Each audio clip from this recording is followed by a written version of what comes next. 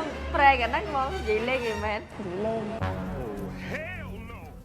Hello បងចឹងលៀបពណ៌សក់បងជួយមើលសក់តិចមើលឃើញណាសក់ហ្នឹងមកគ្នាពីអ្នកមួយបងមិញហ្នឹងមែនជាងនៅក្បែរផ្ទះនេះវាធ្វើអត់កើតឥឡូវបងខំមកទៅស្គាល់តាមគេហ្នឹងចាបងមកមួយគ្នាងាប់អីសក់ស្អាតល្អមែនណាសក់ហ្នឹងសង្ស័យថាទៅមកហាងលាបមកពណ៌ទៅមកហាងលាបមកពណ៌ហ្មងនេះអត់ណាបងលាបតាមមកហាងតាលាបមកហាងមិនបាន3ពណ៌ស្អាតមែនផ្ទៃសក់ហ្នឹងឥឡូវ3ពណ៌ហ្នឹងហើយបងអញ្ចឹងបើខ្ញុំចង់មកឲ្យបាញ់ដូរហ្នឹងដោយសារសក់ខ្ញុំចង់ខូចហ៎បើឥឡូវបាញ់មកហាងខ្ញុំលាបមួយសាទៀតត្រូវអត់អញ្ចឹងយើងលាបតែមួយពណ៌ទៀតហើយគ្រប់4ពណ៌យល់ទេបងប្រេងមែនប្រេងអីបើសក់បាយមើលសក់បាយមើលហ្នឹងហើយបងសក់ខ្ញុំដល់វារៀងចង់ខូចកាយតាណាទៀតដុំ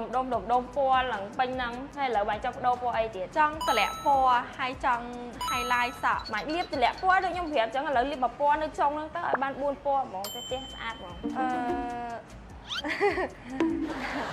កែបានអត់បងបានដែរជ្រុលឯងមកឲ្យជ្រុលទទួលម្នាក់ឯងម្នាក់ក្រោយនេះអត់ទទួលមិនកើតអើយ៉ាទីបងប្រែกันណាបងនិយាយលេងឯមែន